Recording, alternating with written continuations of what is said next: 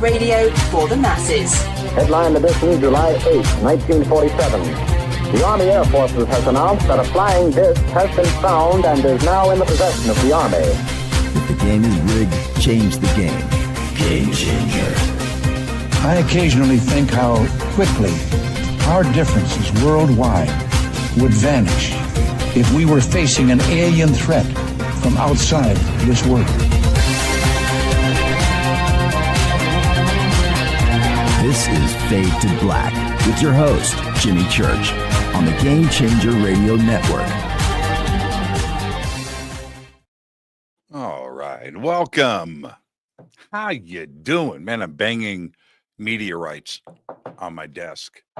Yeah, I can't start the show. Oh, this is Fade to Black, by the way. It's Thursday, April 24th, 2025. I am your host, Jimmy Church. Every night when I start the show, I've got my little thing that I do here, and I arrange everything, and I put my crystals right in front of me, and I line up this guitar pick. It's pointed up and centered. It's just weird. I can't, you know, I can move them around, but I need the, it's just, yeah, it's weird. I've just turned into an OCD old man. That's what I'm grumpy. That's what I am now. Man, I used to be so cool and hip and fresh and to the curb. I don't know what happened. Welcome, everybody. Today is my Friday. It is your Thursday, but it's my Friday. We're wrapping up another week here on Fade to Black. We're doing it in style. Monday night, we had Peter Benson with us talking about his work into higher frequencies. Tuesday night, we had Ray Hernandez here, his Beyond UFO Studies. Wednesday night, last night, Captain Ron Janix was here, Contact in the Desert. And tonight, it's the one and only Jason Martell. Done a lot of shows and a lot of stuff with Jason over the years. Tonight, he returns. He's fresh off the road. He's a rock star. Ancient Aliens Live. He was telling me some tour bus stories about them driving around the country and the hijinks that goes on that tour bus. But I have four major events coming up. I do. Next week, I will be in Wisconsin hosting the Contact Modalities XPO. This is May 2nd, 3rd, and 4th, 2025 in Delavan, Wisconsin at Delavan Lake at the resort.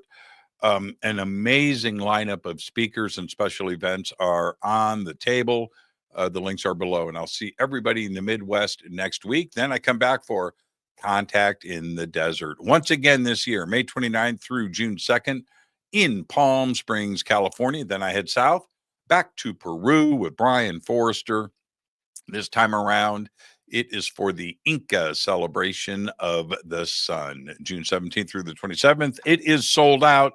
I'm just letting you know where I'm going to be and you're not. But I'm going back in November. So if you would like to go with us on that tour, the links are below, hiddenincatours.com. All right, and then I come back to the States for the Skye Games, the Psychic Olympics. That's right, August 1st through the 3rd, 2025 in Charlottesville, Virginia. And rumor has it Jason Martell is going to be there because he has telekinesis and he can move stuff. Yeah. You remember that movie Firestarter? Jason was supposed to star in that instead of Drew Barrymore because of his talents. And we're going to be checking out all of that at the Skye Games in Charlottesville, Virginia. And the first event of its kind to have the Psychic Olympics, and I get to be a game show host. It is going to be a lot of fun. August 1st through the 3rd in Charlottesville, Virginia.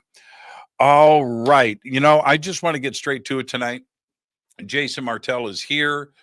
I've called the show Ancient Aliens. I could have called it anything. Jason and I are just going to talk about whatever we are going to talk about, like we always do. And I let everybody know he was one of the first guests ever on Fade to Black over 12 years ago.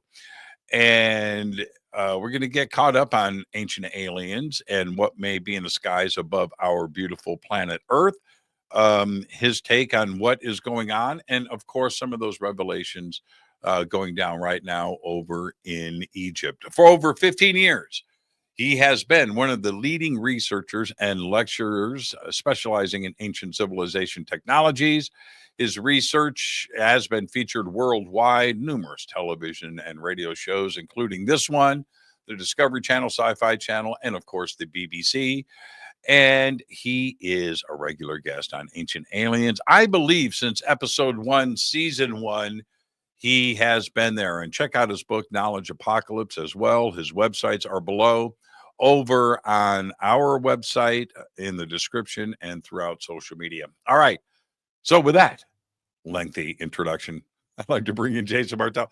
Jason, you know what's awkward for me? You know what's awkward? Hey, man. We are great friends. Not good friends. We're great friends. Introducing you like that is awkward for me. Well, you're reading my bio, so it's all good. But yes, I understand what you mean. It's just awkward, man. Very formal. It's just but anyway, you deserve all of that, Jason. And just thank you, man. Thank you for everything, and thank you for being a friend, and we've been on a crazy wild ride together, and there you go. So now actually I want to start here, and with all of the conversations and things that we've done over the years, how do I do something fresh? Well, actually, it's kind of easy. If you think about it. No, if you think about it. If you go back to like San Diego, and you go on the Wayback Machine, you were exploring ideas. You're on an academic track as well. You're on a technical track and a computer track and everything else that you were doing software. But you had an open mind. But here we are in 2025. How have you changed? The person that was first looking into this and wondering what could be to where you are now today. What have you learned and how have you changed? I'll give you the Twitter answer because I think you'll appreciate it. Using a Star Wars quote. There's a difference between knowledge and wisdom. And, having a bunch of knowledge on these topics, there's a lot of people out there now that have gained this knowledge, even just through social media. But some of us, including yourself, have been grateful over the years to gain some wisdom on how we approach these topics and to explain to people, how is it what's the most amazing thing, or how do you influence people? And it becomes not much of like a pressure anymore to just be like, well, look at, I have a bunch of stuff that I can show you that influenced my decision. I'll be happy to show those to you and you decide. I've done my part. Right. So yeah, it's really good, man. Thank you. Okay. All right. Not the answer I was expecting. Okay. You know what my answer is? If you ask me the same question, I don't like to listen to bullshit now.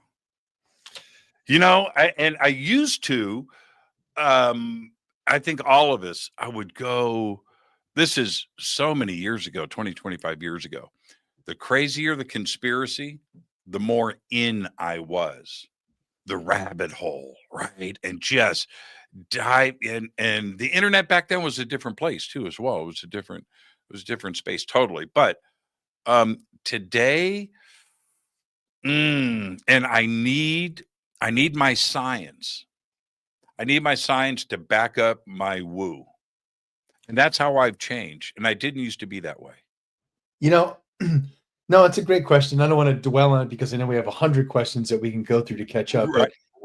One other emphasis I'd make is also being open-minded to new information. For many years, I sucked down a website off of GeoCities, which was put up free. GeoCities was free web publishing. And if you know what freaking GeoCities is, then you're dated. But it was free internet space. And I pulled down these web pages that talked about something called Carrot. And it was like reverse engineering technology to make these anti-gravitic devices. And they had all these alien diagrams. And I thought for years, wow, this sounds so real. They're using Silicon Valley as a technology company to reverse engineer alien tech. And look at all these diagrams and things. And it turns out that, with the latest drone resurgence, I tapped back into that article. Right. And then a very kind researcher, I forgot her name, I apologize, pointed out on Twitter, look, I did an analysis, and these images and all of this was actually a marketing spoof by Alienware, Dell/Alienware. And now all those images and branding, you'll see them in past marketing campaigns of Dell for Alienware. And I never knew that. But as soon as that surfaced, I quickly realized, well, holy crap. I was saving on one of those bullets for like 12 years. And I thought, man, this is one of the smoking guns. Mm-hmm. It wasn't. I did the dive into that hardcore, looking at all of the photographs and the images, and Linda Moulton Howe was sent stuff, and the software being the imaging on those craft. Remember that? That was yes. It's amazing. Yeah. And it was based out of, and they really did this pretty smartly. It was based out of PARC, the Palo Alto Research Center, right? Correct. Right. And that was right. It had all of the components of being legit. And man, I wanted that so bad. I was all in on that, Jason, for probably a good 10 years. I really was. The only point that I'm making there is that, when it's the wrong information and there's a newer set of data, I'm always happy to be like, move into that. Yeah, so right. Anything that I use, to present, even to this minute, and anything you'll ask me, is current data to the best of my knowledge, using all the resources, that we have available. And so, it is a shifting landscape of learning. And that's why it's kind of like Disneyland for adults, the ancient astronaut theory is. It's a continuous experience of new ideas and shock and awe, as we explore further. Yeah, so much is owed to, but you know what? Let's just happy birthday to Eric Von Daniken, right? 90 years old. 90 years old. I'm wearing my Nazca Lines shirt tonight. There you go. Right. Okay. So the hummingbird. Nice, so much is so much is owed to Eric. And but putting that aside, the documentary, which I have seen now, if I've seen it 10 times, I've seen it 100 for sure. And the scenes over the Nazca Lines, right? How, from 1970, 71, and how it changed me. But it opened up my mind when I finally, I've done it twice now, flew over the Nazca Lines myself. There was that sense of wonder that I had when I was 9 years old, when I first saw the movie. There was that part. But the second part, and I'm not making this up, I couldn't get rid of the narrator's voice because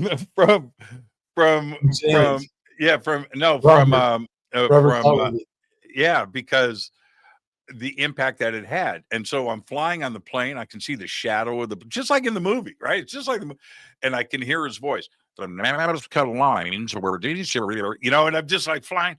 And that's what Eric gave me. And to go and experience the Nazca Lines for myself, it is everything that I thought it was going to be. The questions, it didn't answer anything for me. Not a thing.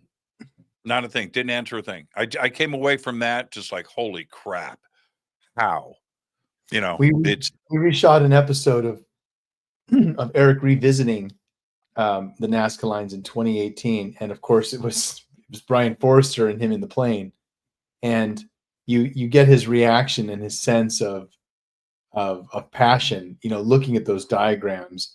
And we actually use a piece of that footage over and over. So Brian Forrester's in a quick shot of them, him taking Eric over Nazca in our Ancient Aliens Live that we show. There's some footage there, and we talk about that a lot of people say that we, us, talk about that there's runways at Nazca, right? No, especially Eric. No, it's if you're looking down, they look like runways, and it's always funny to make that joke that, who are we to think that aliens need to come across the galaxy, right? And before they can land, we have to build runways for them. I mean, how ridiculous is that? Plus, it's also sand. There's nothing, you can't really like have a runway there. What's trippy about it, which again, Eric did his best in the movie, but you don't get the sense of scale until you're there, because it's, I don't know, it's 100 square miles of flat desert. It's, it's horizon to horizon.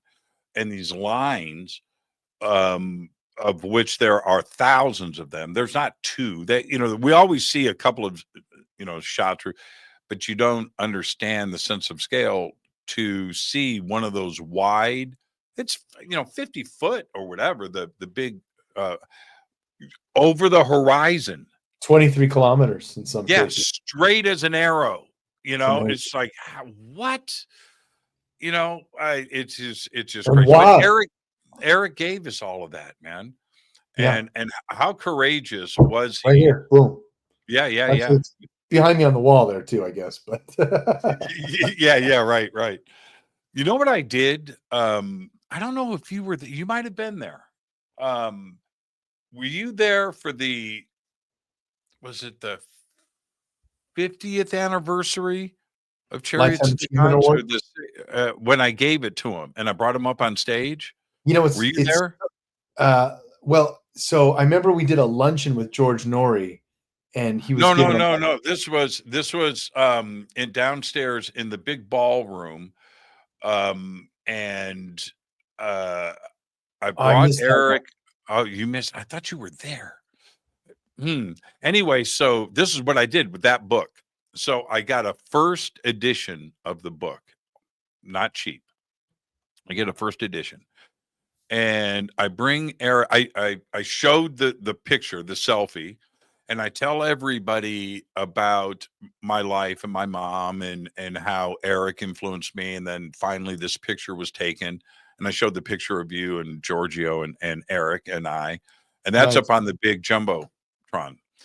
And then I bring Eric out on stage, and it's standing ovation, and I'm holding that first edition of the book, right? Oh, that's cool. In my hand. No, check this out. Man, I'm such a sap. I'm such a pushover. This is what I did. I go to this woman in the front row. I said, "Have we ever met?" And she goes, "No." Okay. Come up here. I need your help. I need an assistant. And she goes, "Okay." So she comes up on stage with Eric and I. And there's 2,000 people in there, right? 2,500. You know the size of that ballroom, right? And so she comes up on stage. What do you do? What are you doing? I'm so sorry, dude. I'm being interrupted by a small person. Hey, Skye, please go downstairs. Dad is on a radio show. But is he fine? Is she okay? No. Okay, well, I'll come down and look in a minute. Okay, go close the door. Is she okay? Is Stella okay? No, she's not. You're just fine because Kiko, Real life. yeah, I love it. Dad and she didn't, and Kiko be mean to her. Okay, please go downstairs. I'll be down there in a little bit. Tell her it's okay. Please go. Oh my God. I love it. Skye, I'm on the radio. I'm sorry. Go downstairs, please, and tell Stella to be okay. I'll be down in a minute. Please shut the door. Well, I'm always sad. I know, but it'll be okay. No. This is my 3-year-old. Yeah, I love it, man. I miss those days. Please, Skye. I have to do radio show right now. I'll come down in a little bit, okay? Please go. No. I apologize, man. Let me help No, her. man, Let me help her leave the room in a fatherly way. This is radio. This is radio gold right here. This is radio gold. I remember who was it that I had on the show, and the gas company showed up. Do you guys remember that? And knocking on the door, and so anyway, so Jason, back to We'll do the Yeah, best I can. I apologize for any interruptions. all it does is make me wish I could go back in time, because that's the best age, man. 3. Yes. They're all great ages, but 3 is. So anyway, I bring her up on stage, and I hand her the book. This is a first edition, Chariots of the Gods, and I hand it to her, and she's holding it. And I said, "Okay." And I stand back and I kind of show everybody what I'm holding in my hand, which is a Sharpie, but she can't see it. And I said, "Can you do me a favor?" She goes, "Sure." I said, "Okay, I need you to ask Eric a couple of questions." And she goes, "Okay." I'm holding the microphone. I said, "Just repeat after me." She goes, "Okay."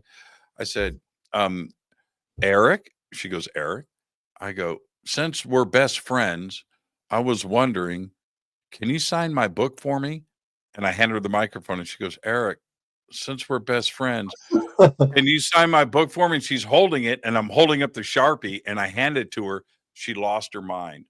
And the audience it was just like perfect time. And Eric goes, "So Eric's signing the book on stage, right? He's signing it on stage." And she leans over to him. I'm watching, and she goes, "Can you put BFF?" Oh my God. And he does. Yeah. He does to my BFF. Yeah, it was I wonder great. if he even knew what that meant. No. Give me one sec. I do apologize. Last interruption. I'm going to gracefully take my daughter out of the room here. Come on. Oh man, this is great. This is great. This is great. Be good. I'm just listening because I love being a dad. You've got kids. I have to block the door so that I can have peace. Unfortunately, my wife is out this evening, and so I'm. You're babysitting and doing a radio show? I have my brother-in-law helping, but we'll see how well he does. Oh, okay. All right. Fair enough. Fair enough. But that the selfie. Do you remember this? You remember that? Of course. We were all scheduled to individually speak on your radio show, and I was hanging out over at Eric's cabana with Giorgio and Crix and Ramon and a few others, and drinking wine and eating radishes. Don't ask me why, but that's just how Eric rolls. And I was like, "Oh, I got to do this interview." And then Giorgio was like, "Oh yeah, I'm scheduled to do it at blah, blah, blah. And I think Eric is blah, blah." And I was like, "Well, let's just all cruise over there." So, and you guys crashed the show, came in together with a crowd following you. And see, I can only imagine the 3 of you walking together and everybody like, "What? Oh, let's follow them." Right? Just did. well, Yeah. thankfully we were, you know how it is with contact. We were kind of like off in one of the bungalows, and then your stage and where your radio show was is kind of like a beeline from where we were. So it was more of a peaceful journey. But yes, once we got there, it was, it was fun to see. Eric, I'm not sure if he knew what a selfie was. and I don't know. I think it was you that said, "Let's take a selfie." And I said, "Okay." So I spin around and look at Eric. Look at Eric's face. Yeah, he did He's forcing a smile, but he did it. Yeah. He didn't know if he was like, what? Giorgio's genuinely like, "Yeah, man, selfie." Yeah. And that for the audience, this is one of my favorite pictures, but it was also one of my favorite moments of doing radio, to have the 3 of you together, which for any type of situation doesn't happen often. And the 4 of us, the 3 of you, were able to have a really cool open conversation in front of a packed live audience. Now it's Ancient Aliens Live, and you guys are out there doing it all the time. That was like the precursor of what you just got off the road with. What's that like, Ancient Aliens Live and in front of those types of crowds? I don't know how much real-time ability you have to pull up pictures, but in the chat, I sent you a link. And in that link is a bunch of behind-the-scene images. Of course, the selfie you showed is in the frontline top section of those images. But if you scroll down, you'll see some of the shots from Ancient Aliens Live. So I don't know if you can pull up the web page or if you can pull in a few of those pictures, but Did you? Oh, here it is. I got it. yeah. Some good memories okay. on that page though. And if you scroll down to the bottom, I think you'll see some nice shots that you could show the audience to get the vibe. But it's No, I can do all of. Oh, look at this. yeah. Okay, yeah, I can do this whole thing. There's fun memories in there that we can choose from to talk about. So I have the technology. Watch this. This is so cool. And the ability to do what we're doing right now is just so cool to just go back. oh, and wait until we talk about AI stuff. Yeah, this is great though, man. This is great. So scroll up to the top. This is great because these are so many memories with all of us. So there's the one you showed. Open the one where it's Giorgio and I. This is this was a shoot we did like in an underground bunker. It was a season 6 trailer for Ancient Aliens. And look, you got Jonathan Young there, man. Yeah, wow. yeah. We did this really cool roundtable discussion. There's the selfie. Yeah, there's the selfie. That's the shot. So this guy created this art thing that you could basically stick your head in and be Giorgio. And so we walked by and we were like, "What the heck is this? What the heck?" And so of course, I stuck my head in. And the guy was tripping out too because it was Giorgio, and he was like, "Oh, you can take it with you if you want. You can have it," because he didn't ask for permission.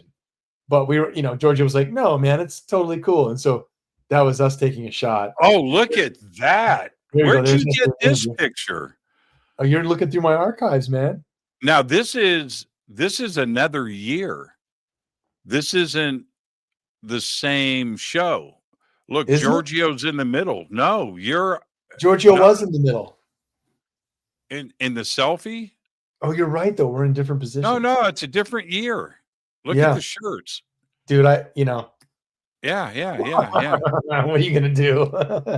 Wow. Yeah. Wow, that's crazy. You know what's crazy is look how freaking young you look. All of us, man. Yeah, this is probably 2014. 2012. Yeah, 12. Yeah, somewhere in there. Yeah, that's old. Look at you. Yeah. Fresh. I remember all of this. Yeah, I was hosting this. How did you where did you get all of these pictures? These are memories over the years, man. So this is my archive on ancient. And two things too, not to plug my own book, but I sunsetted Knowledge Apocalypse. You can't get that anymore. It's out of print. However, I have an expanded edition called simply Ancient Astronauts. And of course, to get that book, where would you go? But ancientastronauts.com. I remember all of this, man. Yeah. There's the reward ceremony. Yeah. The next one where he's holding it up. If you switch to the next image. Yeah. That was us. That he's gotten all, the Life Team Achievement Award, and he was like, "I am stoked." Yeah. I remember all of this, and wow, holy crap! That's just a shot. A lot of these are again behind. That was us doing the shoot, underground bunker scene, roundtable discussion. Yeah. But such an honor over the years to get to do what we do, and obviously as you introed it, you and I have had so many memories. Over the years, events, contact in the desert, actual experiences where with mass groups of people seeing stuff.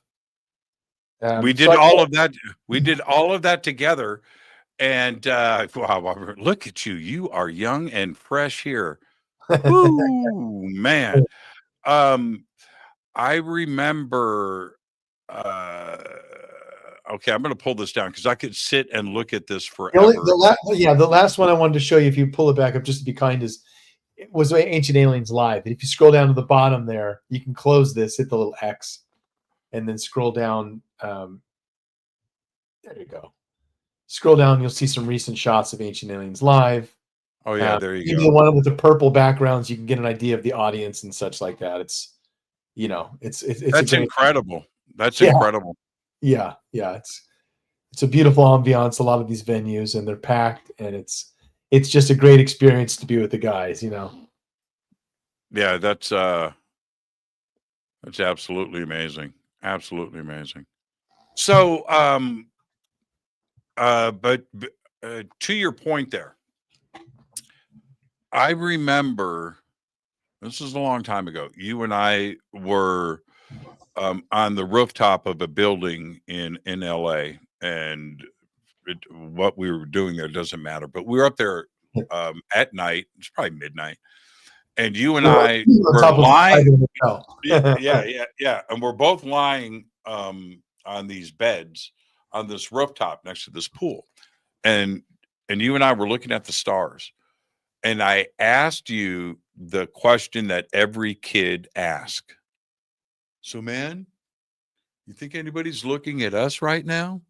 You remember that? And you and I Yeah. just sat and talked about what is up there in the stars. And we did it just like little kids because that's what interests us.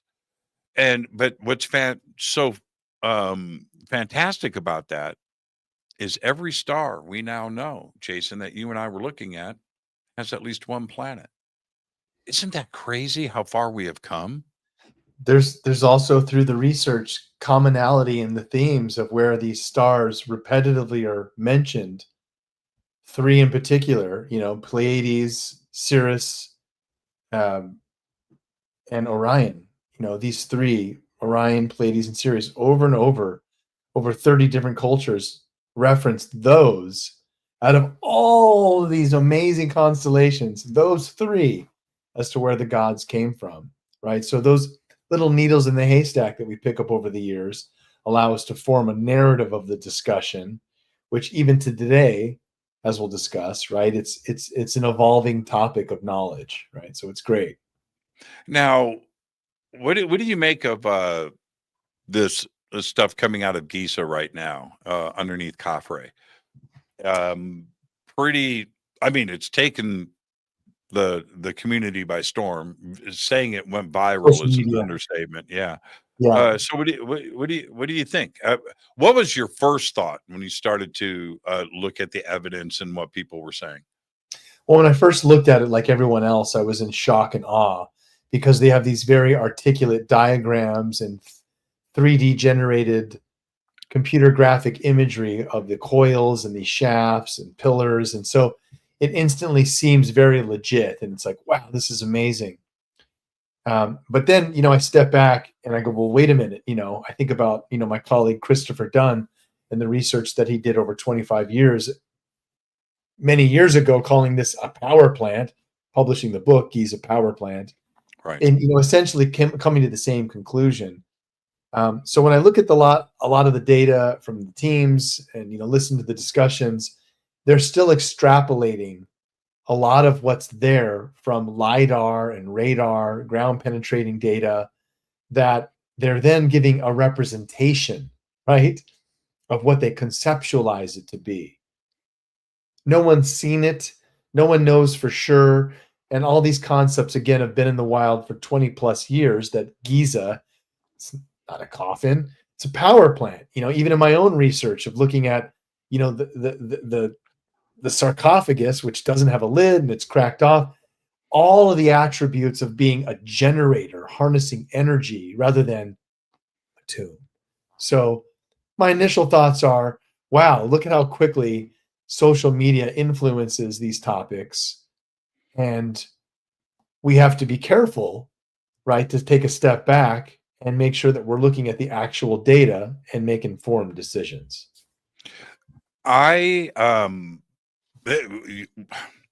When you had told me about your research and your thoughts of the ark and the box and the king's chamber and dimensions and things, I never forgot that.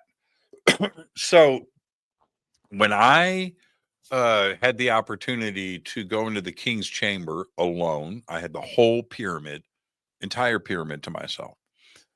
And I excuse me, I did what everybody would do. Hello. Yeah, I got in the box, man. I got in the box. So I don't want to get into the specifics of things, but I will say this. I laid down in the box and closed my eyes. I did some stuff. But anyway, I remember thinking to myself, it's too small. It's too small.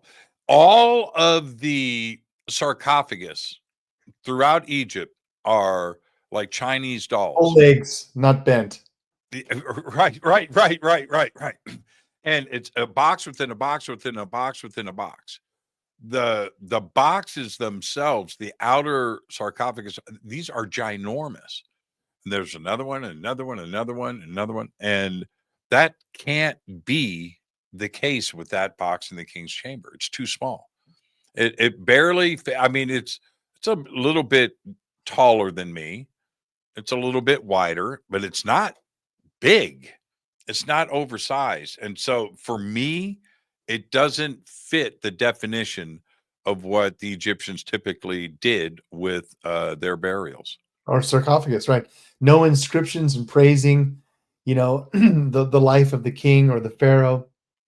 So yeah, it raises a lot of questions, but I think what is positive is it brings more of an attention to sites like Giza, where just like you sitting, excuse me, in the coffin, the sarcophagus, you might have felt like an upwelling of energy, or like, wow, this is a sacred place. And it's really interesting because we've got terms like ley lines, where we now know that Giza, Stonehenge, many other megalithic sites are geodetically connected through these lines. And it appears that the simple answer is aliens or more advanced beings did a systematic coming down from the sky, and they would meet people and give them knowledge, and then they would lift up and go over another 100 miles and do the same thing.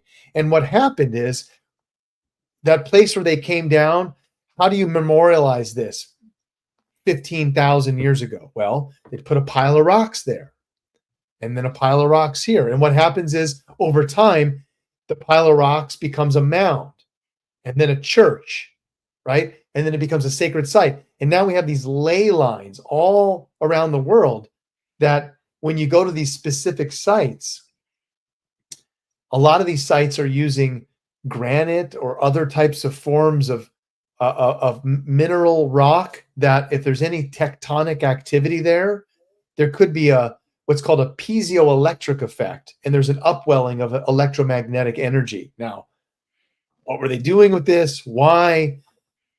Don't know.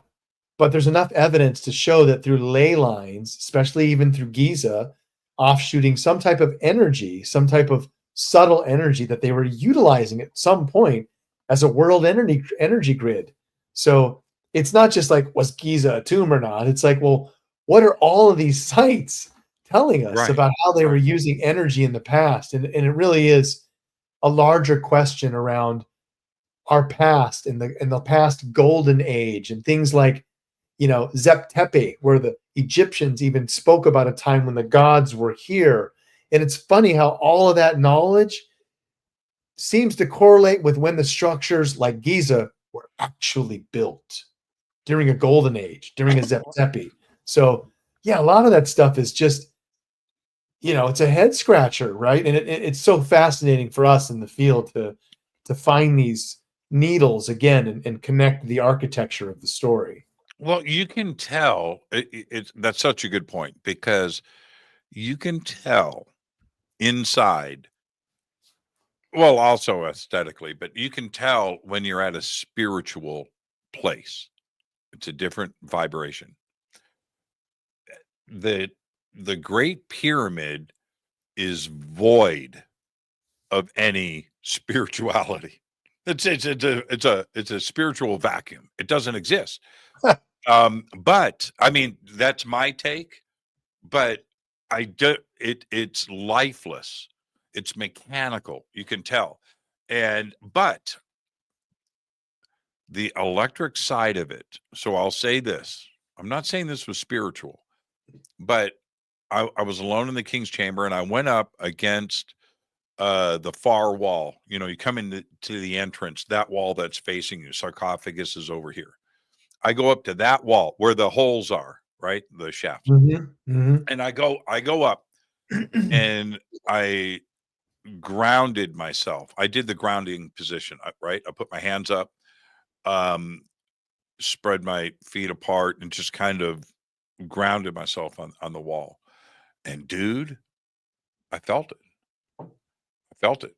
How many? There was energy that went through my hands to my feet.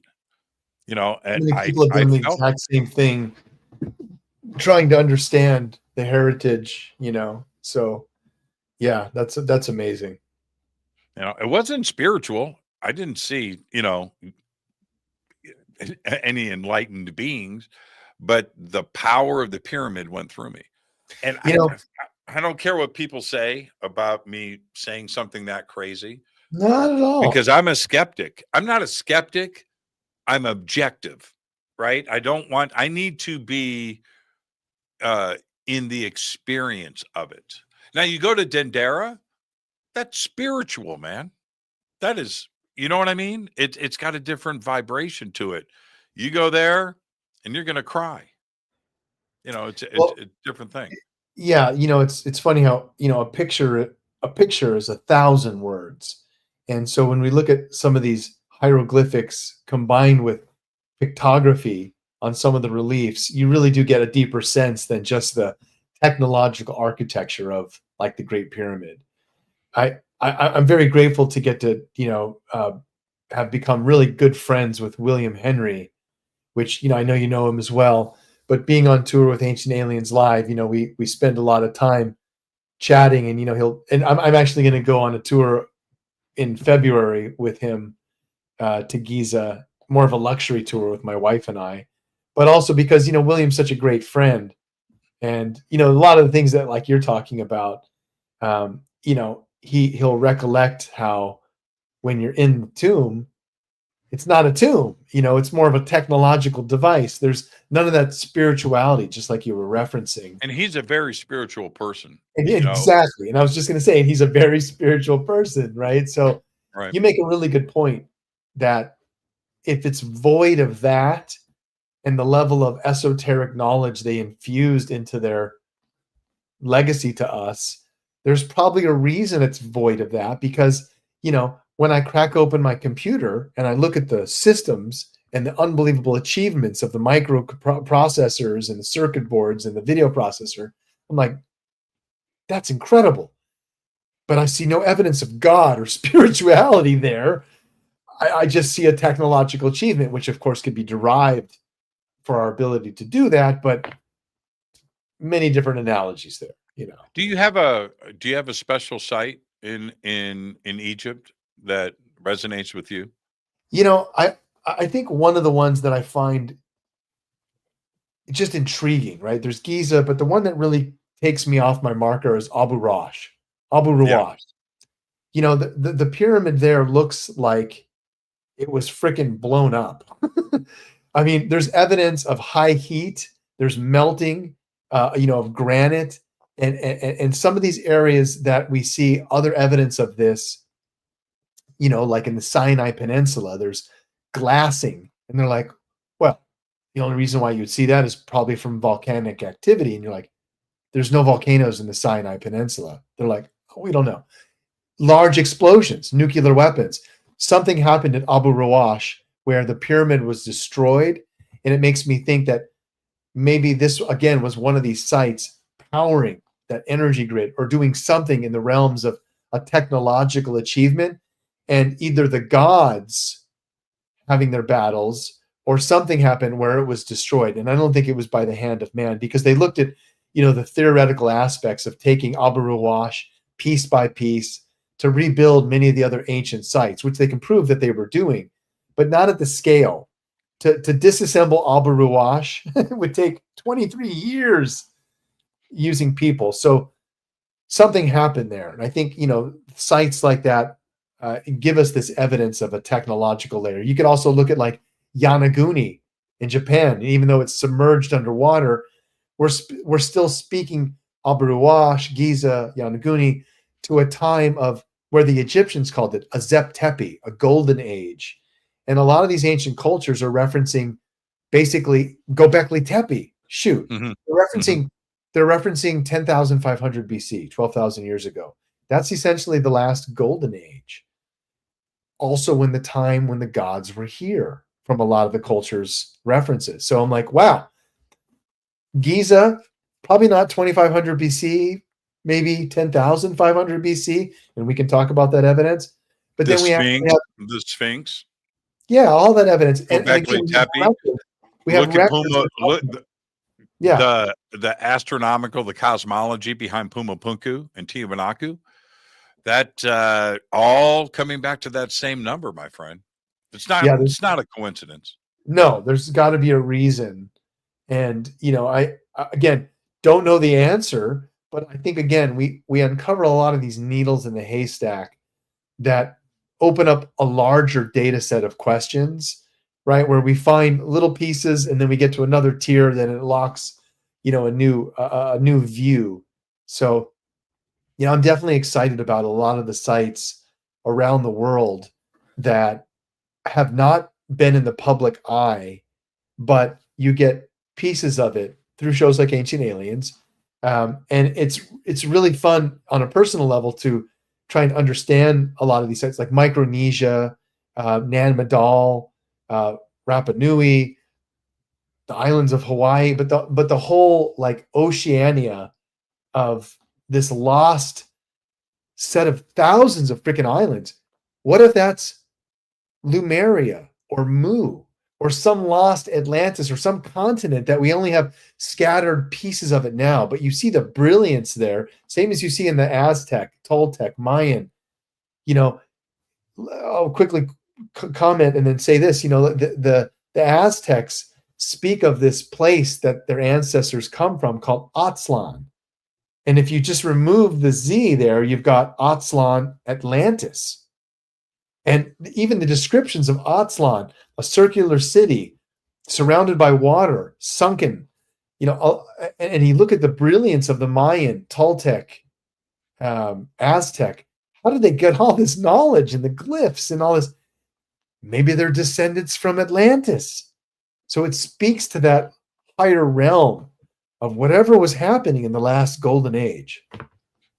When I look at global population, and there's two ways to look at this. And so let's look at the academic dogma version of world population. Okay. So if we go back to 5,000 BC, 3,000 BC, 2,000 BC, 4,000 years ago, 5,000 years ago, you go to that era and you look at the global population of Earth, it was non-existent. It was a very small population. And if you look at Egypt as a country, where the numbers, and anybody can go and look at the statistics for this, but you look at Djoser, Bent Pyramid, Red Pyramid, Black Pyramid, Khafre, Menkaure, Khufu. You look at all of that, and in between those, there was another 35 pyramids that were built in the same period, allegedly. Now, and some of them are frigging just as big and just as crazy as the Great Pyramid. Right? Same base size. Same base. So, but they were all built within 100 years. And you just, right. I just go bullshit, because they only point at the Great Pyramid, 20,000 people, 20 years, 2.5 million stones. But what they don't tell you is that Khafre next door was built at the same time.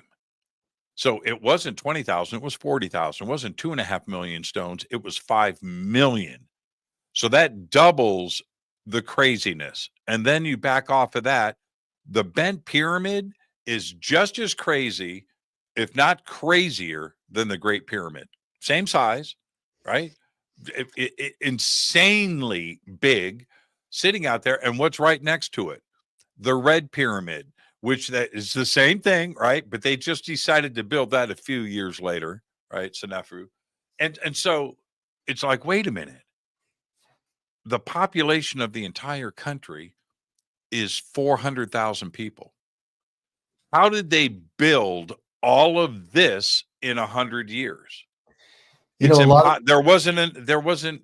If you take the population, no, it's not. It's not. If you take the population and you divide it in half, men versus women, 250,000. And then who was too old and too young? So let's bring out that slice. And the next thing you know, you've only got 20, 30,000 men left that built all of this. Who was in the army? Who was farming? Right? Who's doing everything else? It doesn't make sense unless it's spanned over a great length of time. Or not to interrupt you, but listen, also think about this. You've got, and again, Graham Hancock shows a little bit of this in his Ancient Apocalypse, not Knowledge Apocalypse. I get those confused. But Ancient Apocalypse talks about how there's skeletal remains of giants spread all over North America and other sites. And it's interesting that sites like Sacsayhuaman and others, Pumapunku, and some of these other sites, Nan Madal, they reference, especially Sacsayhuaman, the stones all fit together without mortar and they're like melted. A lot of these, that's called Cyclopean architecture, by the way, right? Cyclopean. Mm-hmm. Cyclops. Yes. Giants. Yes. What if Teotihuacan, what if a lot of these sites, Tiwanaku, Teotihuacan, what if a lot of these sites were actually built or assisted in building with some type of giant hybrid race? Now, we know that all the ancient cultures talk about these hybrids, and there's even a race called Denisovian, which is a genetic offspring of the Neanderthal that's a larger Australopithecine. Denisovian. We didn't even discover till like 8 years ago. Yeah, and so I would say that maybe in 100 years there was some crazy stuff going on a long time ago with some freaking Denisovian giants, hybrid Nephilim that were like, oh, you need a pyramid, give me a few days, and they're super intelligent and are moving things and doing stuff that we just don't understand. Like at Nan Madal, in the middle of the ocean, we have these coral reefs that are stacked, and then they're using these basalt logs perfectly stacked, where the quarry site is 3 miles. It's on the other side of the island, and the legends say they were using like metal roosters with glowing eyes or dragons or something to move them. So, and then there were these two giant twin brothers kind of architecting as sorcerers, all this stuff. So I don't know. I'm just, not to get off on a tangent on Cyclopean. No, I'm so open-minded. Well, see, this is the point, is that when you go and you're at Ollantay Tambo and you're standing up there, or Sacsayhuaman that you just brought up too as well, you're standing there, and then the logistics comes into play. Well, the quarry was 30 miles over those mountains, and you're looking at stones bigger than your house, right? That are form-fitted. And you're backing up and you're like, where's the quarry? Well, over those hills.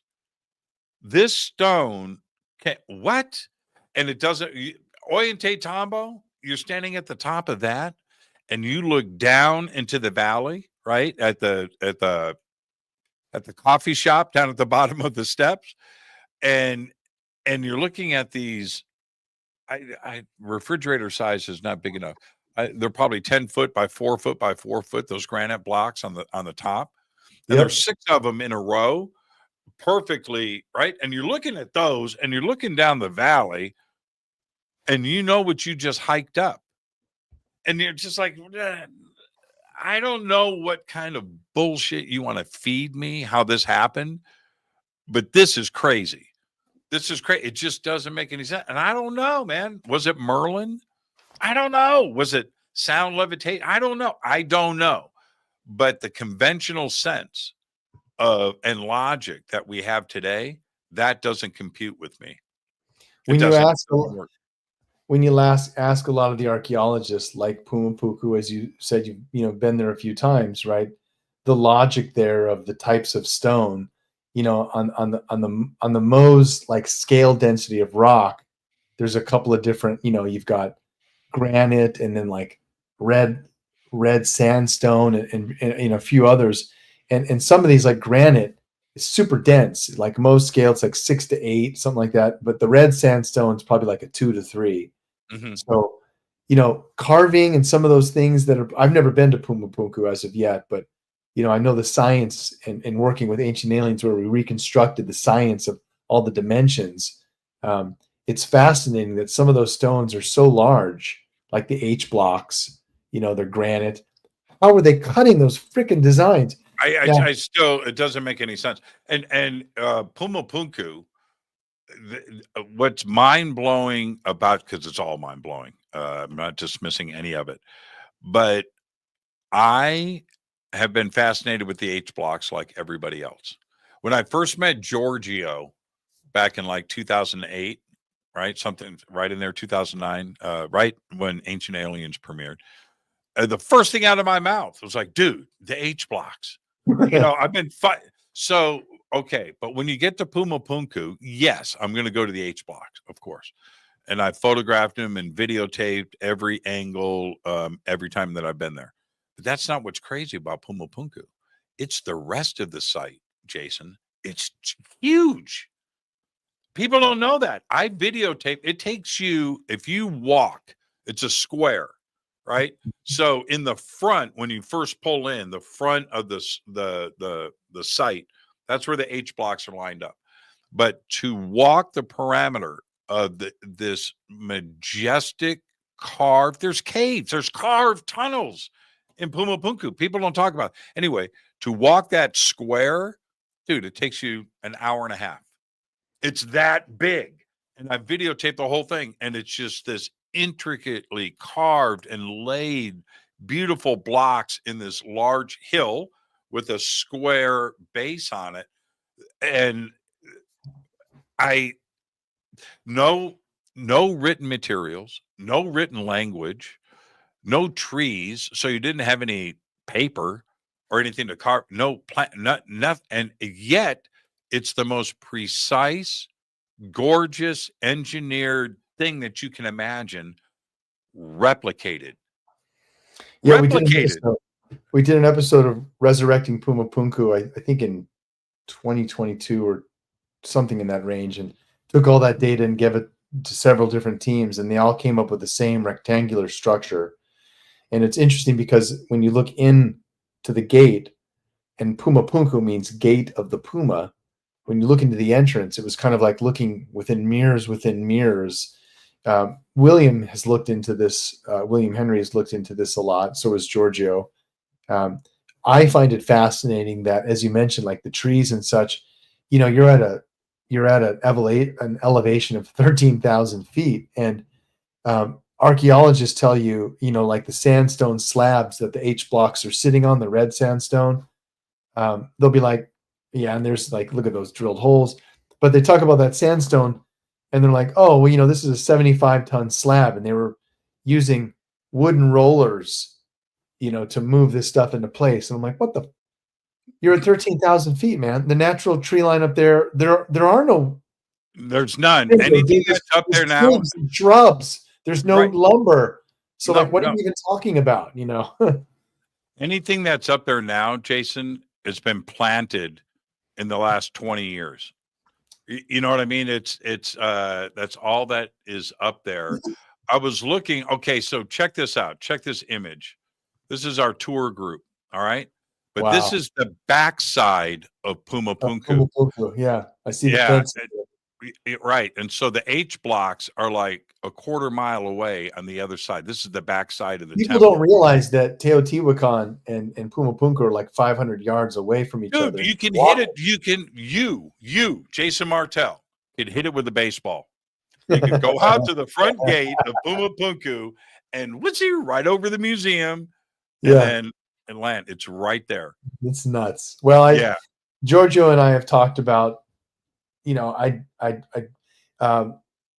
never been to Pumapunku, and I'm very interested in going, but don't hold it against me, because my wife and I are doing a series of trips, not for research purposes, but more of life goals, bucket list. Pumapunku's on there, and the fact that you've gone with Brian a few times, I might come along. Yeah, it's such. So yeah, that's great. I already texted the link of Hidden Inca tours to my wife. But thank you for that. I think this is, Brian is the man. He's been holding it down, there in Bolivia and Peru and South America and such for so long. What an honor to get to go there a few times. I'm jealous, man. It's pretty fascinating. I'm looking at I was looking here to see what I have got. I'm looking for some Pumapunku images. I've got a lot of stuff here. Okay, enough of that. I'm not going to do it. But here's my take though. Is too much was happening at the same time all around the world. This is my own assessment. The population wasn't right. It wasn't big enough to support everything. So I don't buy into that. I don't know what the answers are, but it's the similarity of the construction. So you don't have necessarily the population so where was, and I know this is a fundamental, non-trivial point, but it's one of the biggest ones.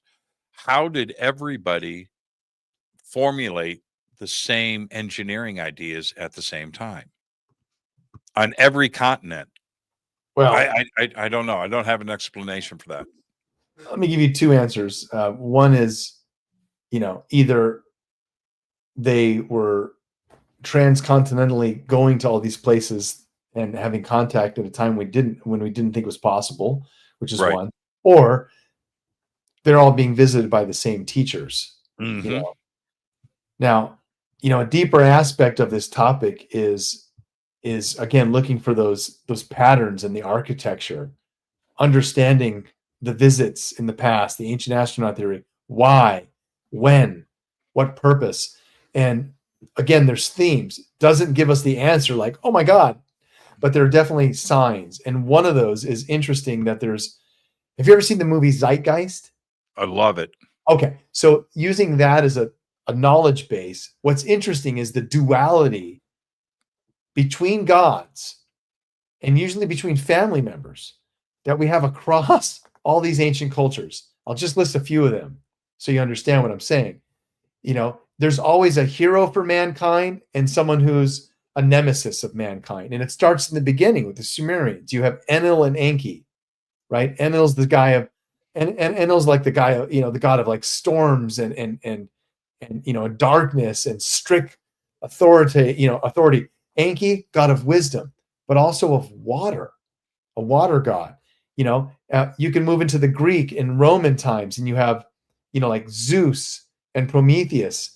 There's always this duality between, like with the Sumerians, Enlil and Enki, they're brothers, but one's for mankind, one's not. Greek, Zeus, Prometheus, right? The whole idea of Prometheus wanting to give knowledge, fire to mankind. Zeus saying no, enforces order and punishment. Egypt, Osiris.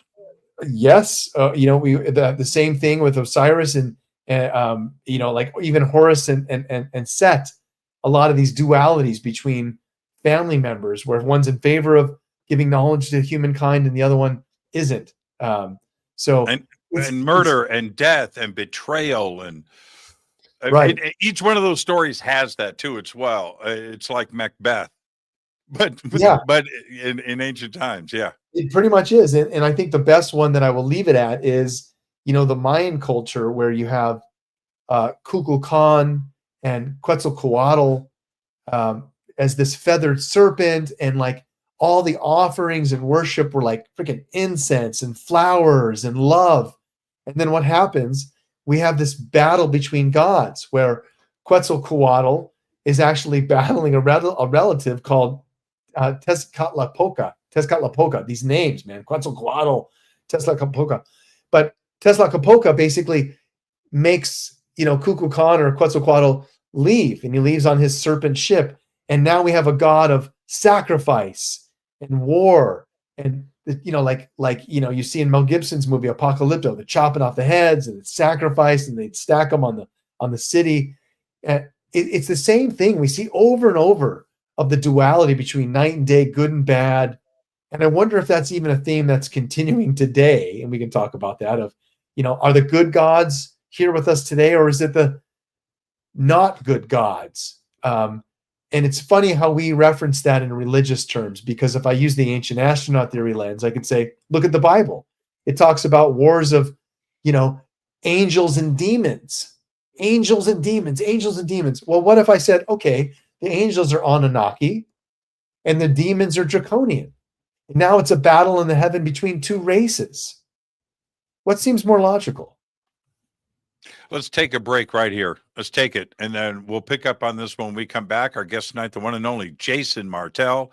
Jason, I was talking earlier this week before you were one of my first guests on Fade to Black.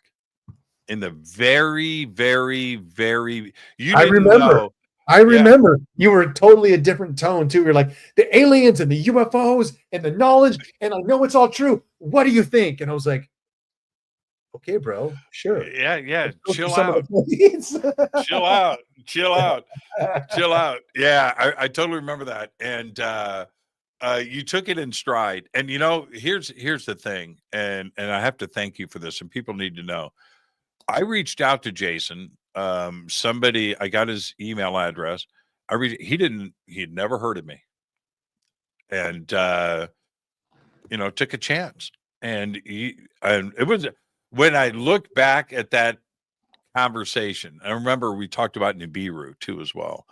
But these were all subjects that I was seriously chasing the answers. I had huge questions, but I was also a bit angry at some of the debunkers out there, because I was convinced that we weren't being told the truth. So yeah, you're probably right. I was probably pretty angry. I'm just glad you stuck the show out. And I remember right after that we had a chance to hang out and stuff, and it was really great. And there were a bunch of Fadernauts there. Yeah, that was like 2013. Contact in the desert. Yeah. And you came up, and I said, man, I've got a bunch of people here that want to meet you. And you came up, you were with Giorgio, and you came up. You remember that? And I do. Yeah. And later we had a crazy UFO sighting that night that we never really talk about that. We don't have to, but that happened later. Anyway, our guest tonight, Jason Martell. I am your host, Jimmy Church. Take a quick break. This is Fade to Black. Stay with us. We will be right back.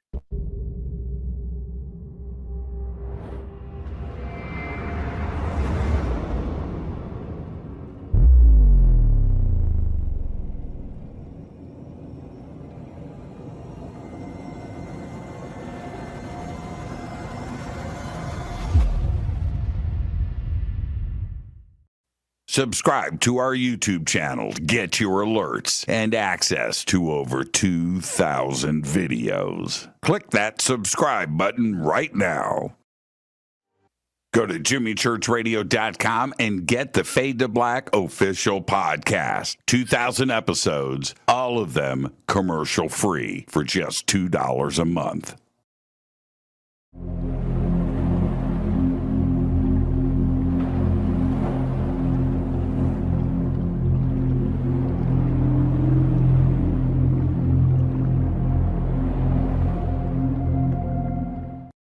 Watch Into the Vortex on Gaia TV. It's Fade to Black for the screen. Simple to do. Go to Gaia.com, search Jimmy Church, or click on the link below.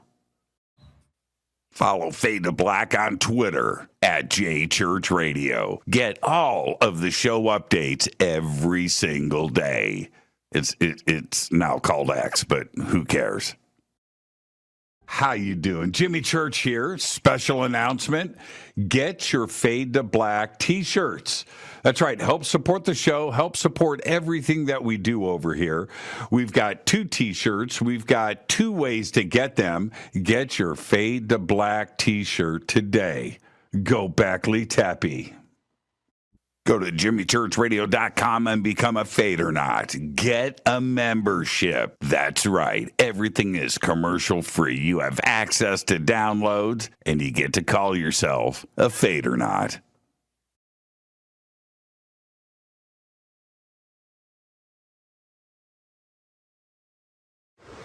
Today we're headed to Bolivia, Tiwanaku, Peru, and of course, Pumapunku. Brian, exciting. Thank you so much for everything, my friend. Always an honor. Right behind us is the sacred river of the Inca that goes past Machu Picchu. So we're going to be driving up to its source at 15,000 feet above sea level and then down to Lake Titicaca. So today we hit 15,000 feet. Yes. Crazy. And you can do it with us. All you have to do is go to hiddenincatours.com. Simple. We've got 2 tours coming up next year, one in June for the summer solstice, right? And then another one right here in November. So hiddenincatours.com. Come and hang out with Brian and I and his amazing team. Right on.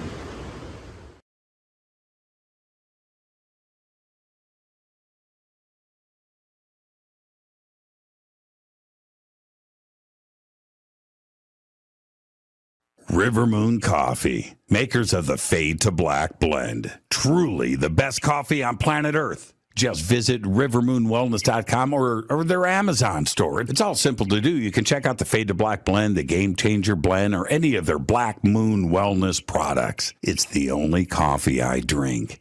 It is the best, and it's Doc. Again, rivermoonwellness.com.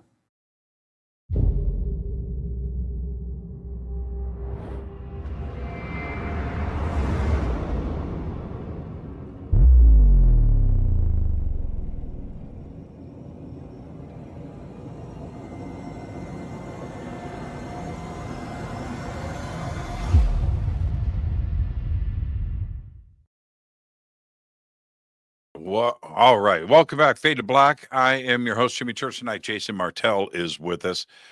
And hey, Jason, so last night I had Captain Ron on the show talking about contact, and he was asking me about some of the crazy things that have gone down there over the years. And I told the story about being out on the edge of Orion's Lookout with 200 people when we had that mass sighting.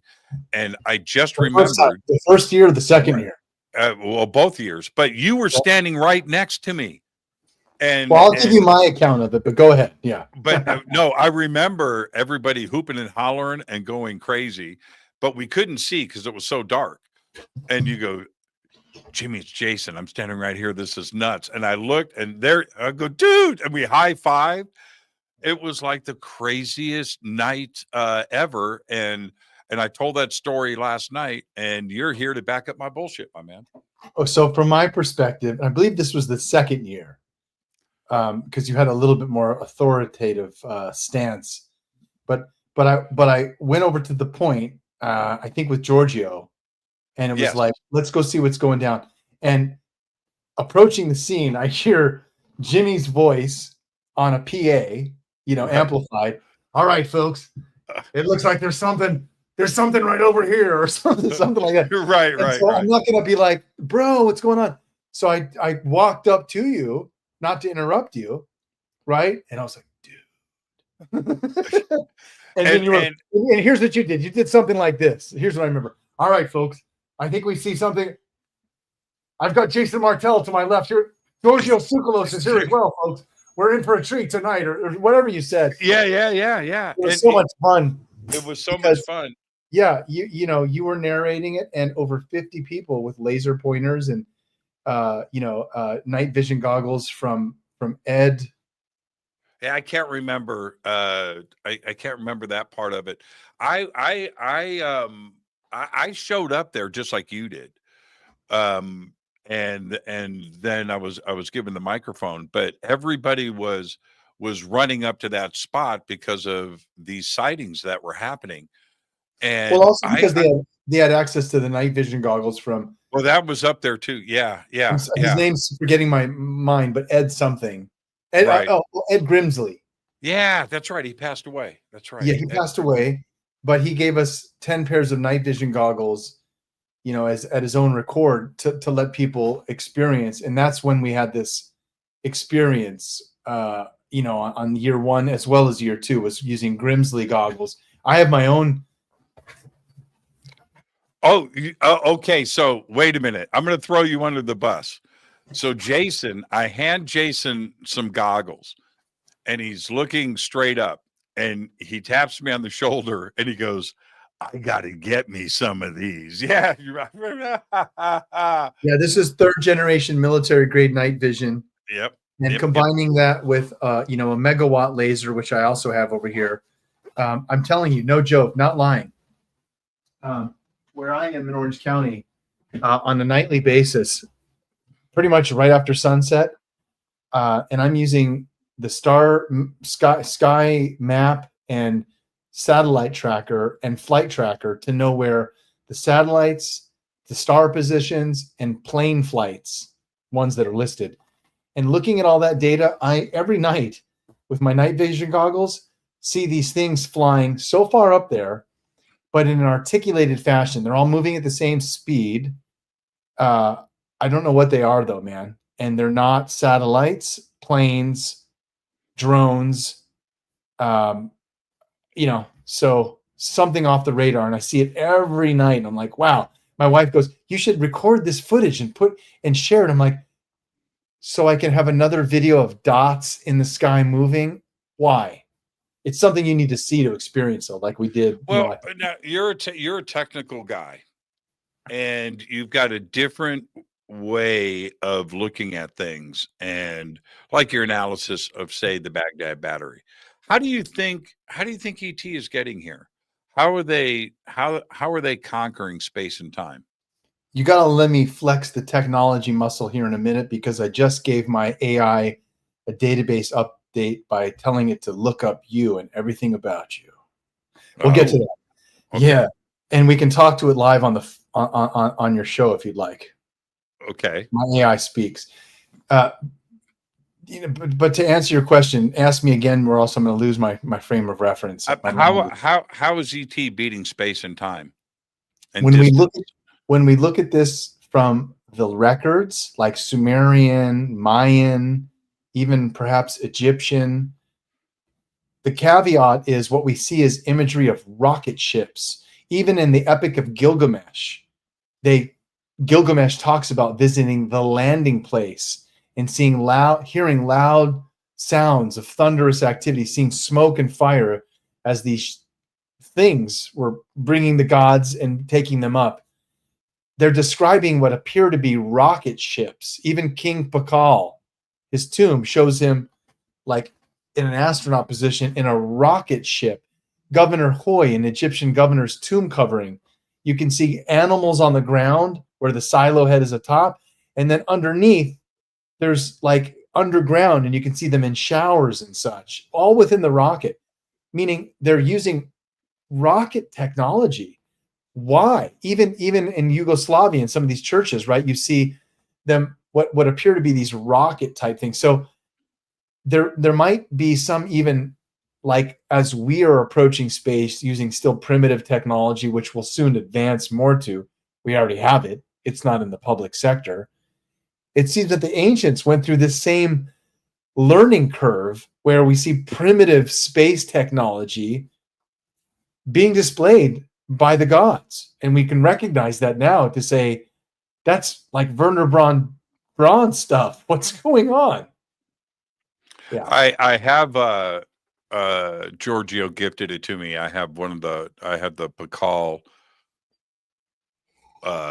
lid, right? Yeah. And it's over here on the wall, and I can't get to it, but it's a great piece of artwork that he gave me, a recreation of it.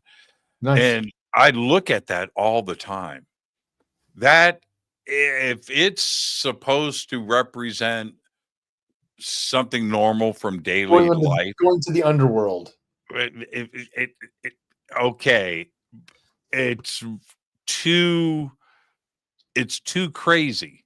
There's too much strangeness going on in that image. I'm looking at it right now, and it looks like what you think it is. He's looking through an eyepiece. He's got all his hands and feet on something, right? He's controlling. He's at a weird angle. And for the life of me, at the bottom of that looks like flames coming out of engines. Yes. That's what it looks like. You can't really think of something else. You know, he's not harvesting crops. You know, I don't know, you know. But yeah, it looks very, very mechanical and very advanced. Here's a little object we've seen a few times. Yep. You know, and what's really interesting about this is all the proponents of it, they have this on display as insect models. And everything about it is more intrinsic to a plane. It's got the delta wing, low configuration. The wing, the tail fin is upright. Birds, nothing in nature has anything like that. This is only intrinsic to a flight. So it's funny how a lot of the characteristics of the artifacts we find have been mislabeled, misidentified, because they're not looking at it with the technological layer. And only with that lens, like drawing a line in the dirt and saying, could UFOs exist? Well, when we look at it with a technological lens, you can clearly see that lots of these references in biblical scenes and others appear to be referencing technology, not spiritual magic. The cockpit on that little plane that you just showed, I have it here too as well. Something I've always been fascinated with. That if that's not a modern jet, I don't know. Now, show me a fly, right, or whatever in nature that looks like that enough for somebody to turn around and carve artifacts out of gold and copper. That takes a lot of time to do. Why would you do insects with that?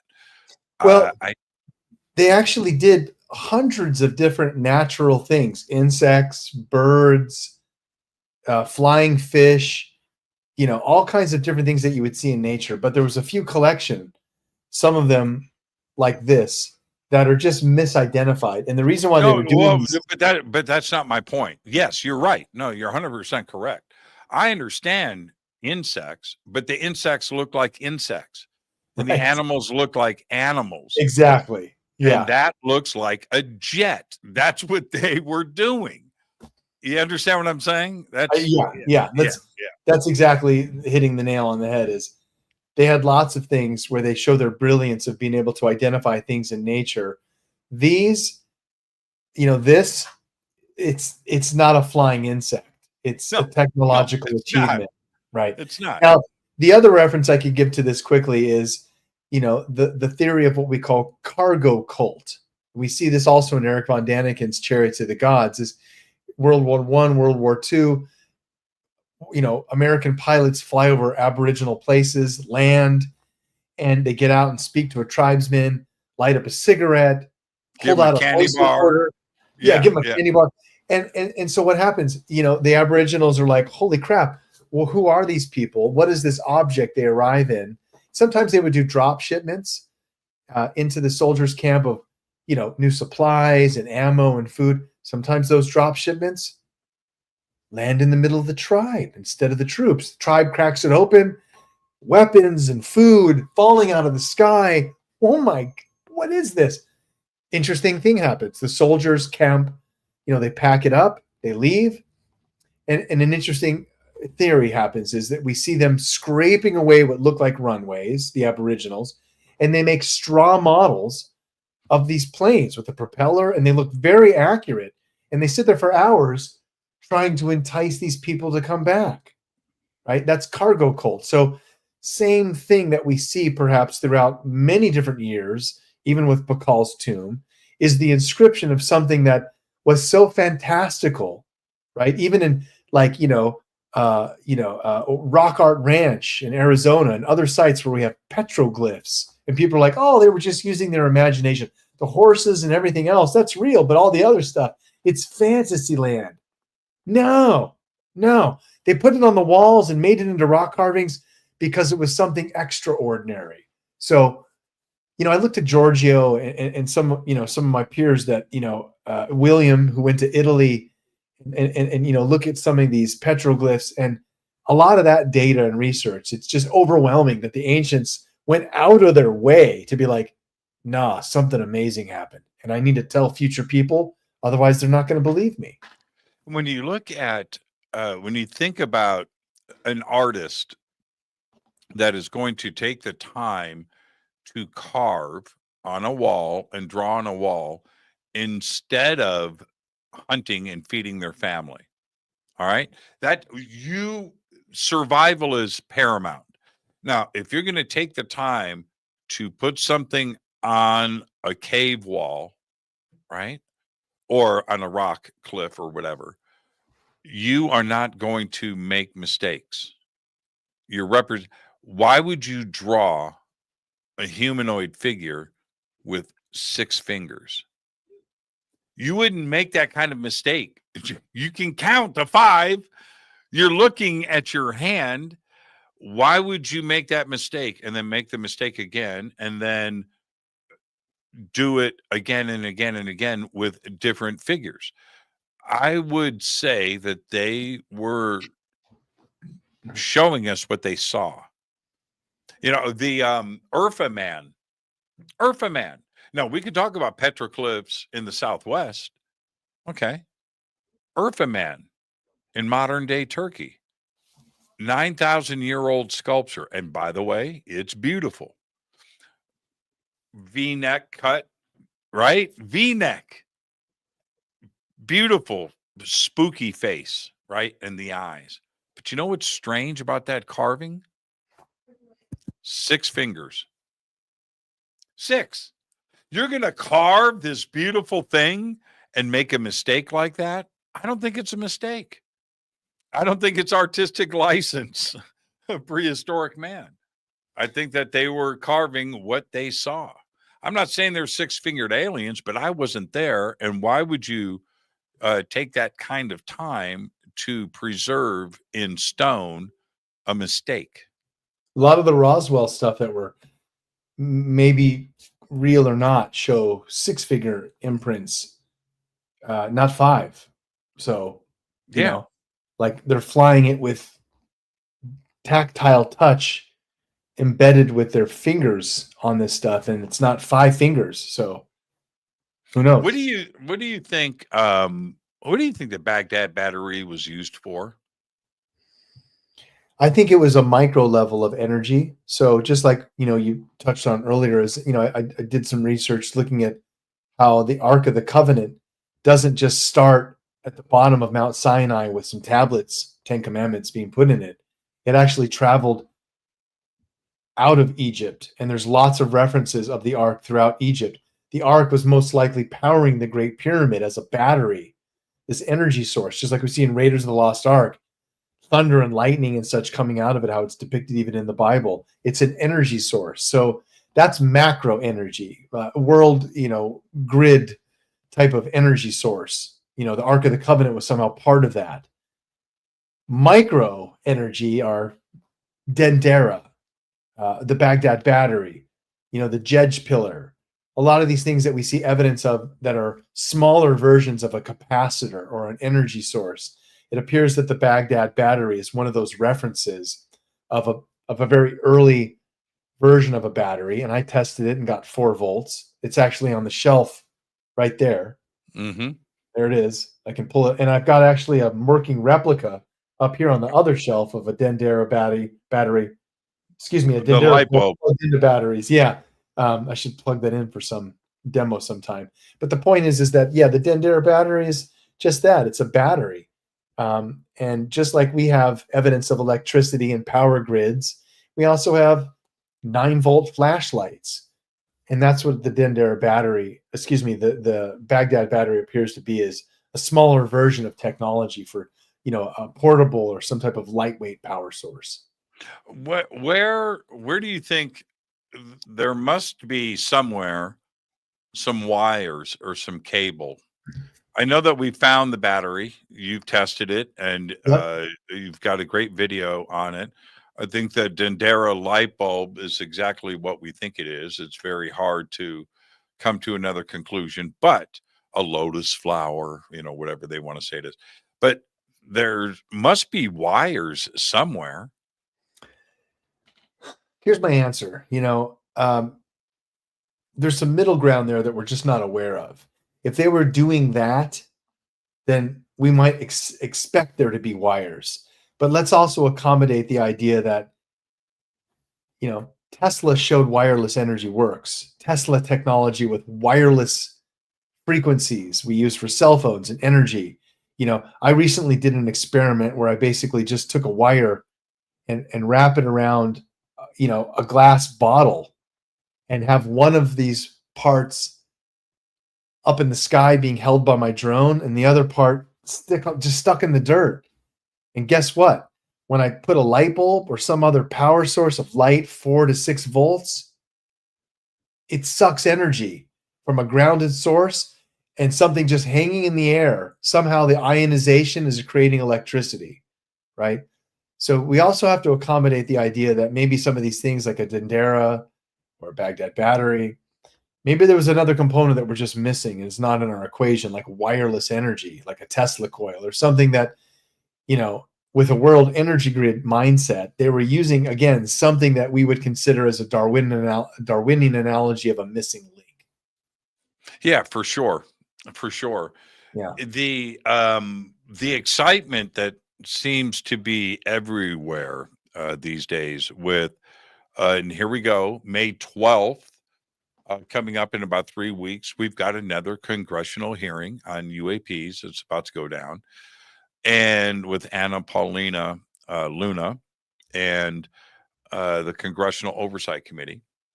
Very exciting. This is not since the last hearings that were in the late 60s. Have we had any of it? Now it seems that we're having a couple of these a year now over the last few years. The interest in this is real, both with the military, with the media, with our community, of course, but also with our elected officials on Capitol Hill. Is disclosure imminent? Is this something that is just like upon us now? I'm going to give you a trippy answer. With our lifetime and the amount of time that we have left, I didn't think at 51, and I know you're like a big brother in age, I didn't think for me it would have already come this far.